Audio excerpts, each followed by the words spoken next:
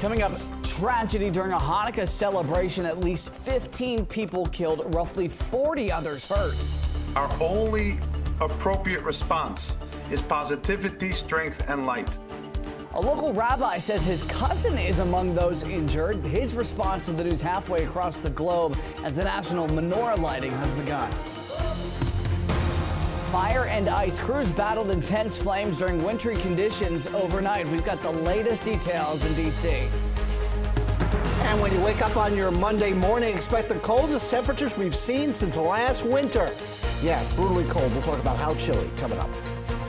New report targets chief. Republican lawmakers scrutinizing D.C.'s top cop. The new allegations just released and how the mayor is responding. And we're helping you keep some cash, from do-gooders helping local kids celebrate Christmas to tips how to get medical claims approved by the end of the year. We're stretching your dollar. You're watching the station covering all of the DMV. This is DC News Now. Good Sunday evening, everybody. Thank you for joining us for DC News Now at 9 o'clock. I'm Ben Dennis. Tonight, we are monitoring horrifying details during a Hanukkah celebration in Australia. We've learned 15 people died after two gunmen opened fire at a famous beach near Sydney. At least 42 other people were hurt. Tonight is the first day of Hanukkah for the Jewish community worldwide. Among those killed, a 12-year-old child. One suspect was shot dead by police, the other in critical condition. The Australian Prime Minister called the attack an act of anti-Semitic terrorism. And today's massacre in Australia is felt right here in Washington, D.C. Our Dave Laval tells us one of the dozens of innocent people injured is related to a local rabbi. We were all horrified to learn this morning the cold-blooded murder of our fellow Jews in Sydney, Australia. Rabbi Levi Shemtov is also concerned about the more than 40 Jews injured in Sunday's massacre in Australia, Including a cousin of mine who was in the ICU the last time I checked with serious injuries. Australian authorities say a father and son opened fire on Bondi Beach near Sydney during a Hanukkah celebration. At least 15 people died before police shot and killed the father. They arrested the son.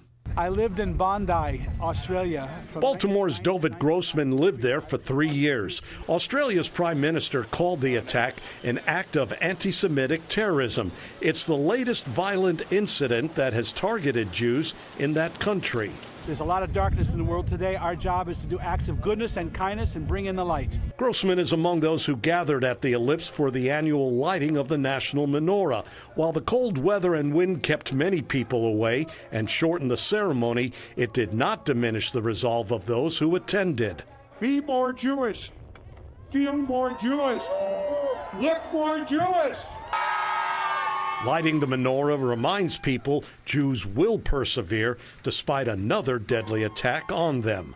At the Ellipse, Dave Laval, DC News Now.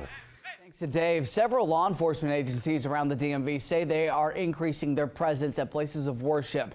MPD says they're closely monitoring the incident in Australia and there are no current threats to Jewish institutions. They're also increasing their presence at synagogues out of an abundance of caution. Montgomery County Police say they're increasing their patrols and visibility too. And the Fairfax County Police Department shared a statement. They're increasing officer presence around all places of worship in the county and that there are not any known threats at this time. Also ahead, a person of interest is in custody after yesterday's deadly shooting at Brown University in Rhode Island. That's where they were reportedly found in a hotel, the latest at 9:30. Well, snow certainly crept into our communities across the DMV, blanketing some spots, certainly more than others. The National Mall was a beautiful, picturesque scene in white last night, and at some point it's going to have to be slush, but we ended up scraping off our cars with some ice. Scott Sumner has been tracking all of this, and I know out toward our west and our mountain communities, they got close to a foot of snow, Scott. Yes, they did. They picked up a foot out in Oakland, Maryland. Yeah, but the snow is long gone, and now the story is the cold and the wind. As you see, our rooftop camera shaking with the National Cathedral behind here. It feels like it's 5 5 degrees outside right now, even though the actual thermometer reading is coming in at 19, because we have a wind gust right now of 34 miles an hour. Same for Waldorf. A lot of 30s here, 38 at Leesburg and Martinsburg. So you get the gist. With this type of weather that you have outside, you don't want to be out for too long. Snow showers are still being seen up around Pittsburgh, the Great Lakes area. For us, though, our snow has come to an end, except maybe the mountains are still holding on to a few snow showers, a few snow flurries. You know, school bus forecast for tomorrow, very cold out there for the kiddos. Hopefully you don't have to wait at the bus stop. It's going to feel like single digits while the temperature is not even at 20 degrees between 6 and 7 o'clock in D.C. And by the afternoon, not much better. 31, we're not even getting up to the freezing mark, and yet it will feel colder than that. It'll feel more like it's in the middle 20s. We'll have more on your Monday forecast, which is bitter, I might add, as you couldn't already tell. That's coming up with the full forecast in a bit. Ben? Bitter, hopefully it gets better. Scott, thank you. D.C. firefighters tackled flames overnight as snow and those bitter temps crept in across the region. Check out this scene in Northwest. Crews say that this broke out at a 2-story home on Nebraska Avenue in the Palisades around 4:40 this morning.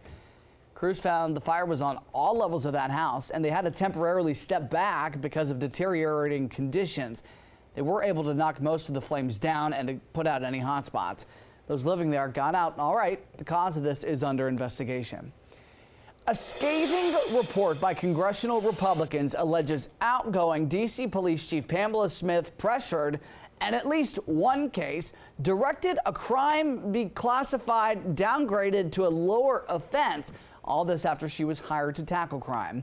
The report from the GOP-controlled House Oversight Committee includes interview excerpts from 8 D.C. police commanders, alleging Smith humiliated and removed officers who failed to report low crime numbers to her. One commander claims Smith directed subordinates that certain classifications need changing, including one instance they were, quote, instructed to reduce an assault with a dangerous weapon offense to an endangerment with a firearm offense. The latter is a crime that is not publicly reported. Another commander testified there was a pattern of pressure to lower classifications of burglaries and list them as unlawful entry.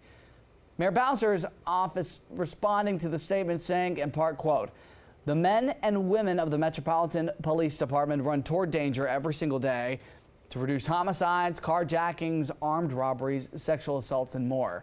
The precipitous decline in crime in our city is attributable to their hard work and dedication of Chief Smith's leadership.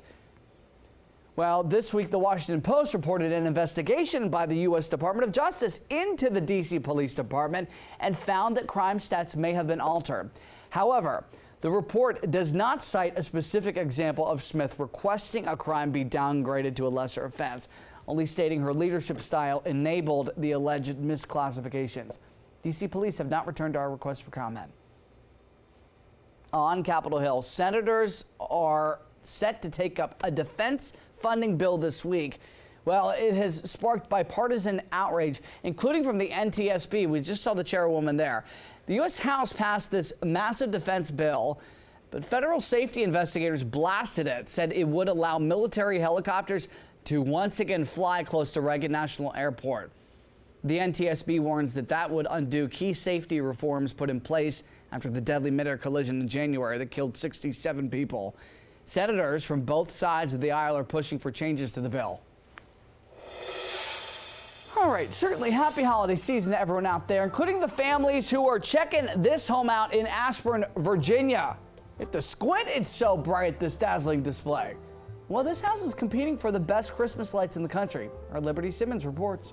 99,500 LED lights dazzle across Mike Horn's Ashburn, Virginia home for the Christmas season. I just love Christmas. I love the lights. It's fun to see everyone out dancing in the yard, and sometimes it's also just to see how much I can get away with. Mike started this Christmas spirit operation at his home on Rosetta Place back in 2016. It has since grown and drawn crowds. It's absolutely amazing. It's been growing over the past decade. It was first string lights lights and a couple blow-ups, and it like went totally across the entire house. The Pixel lights timed to music and decorated on dozens of cutout figurines. Snowman family? Snowman family. There's one on the other side too. I'm a big fan of symmetry when I can do it. And Mike even took us inside behind the scenes to show us his little Santa's workshop inside his garage where he programs each of the lights. You put different effects on each object in the yard, time it up with the music, save it and play it. His work displayed nationally tonight on an episode of The Great Christmas Light Fight, where he will compete against 2 other homes for the top spot. But Mike says he doesn't do this for money. He just loves spreading Christmas joy. I just hope it brings joy to people. I hope people, enjoy what we're doing, that they can come out here and kind of dance around in the street and have fun and see something maybe that they've never seen. Liberty Simmons, DC News Now. I do not want to pay that electric bill. Liberty, thank you. A former advisory neighborhood commissioner in D.C. is continuing his annual tradition for the holidays, and it's a toy drive to help families east of the Anacostia River.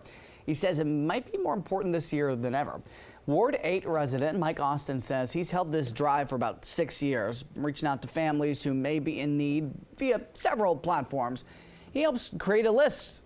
It's mostly a one-man operation, but he gets help from family and friends. I wanted to make sure that our families have a sense of dignity and that they have a sense of normalcy. It's been a crazy year with everything going on. So we really want to make sure that our families are able to wake up and on Christmas morning and have some toys. Families in Ward 8 who might need some help celebrating the holidays for the kiddos can contact Austin up until December the 18th. His information is on our website at dcnewsnow.com. Still to come, plenty ahead, helping you stretch your dollar. Tips on how to get medical claims approved by the end of the year. And later, the Grammy goes to possibly a Northern Virginia music teacher.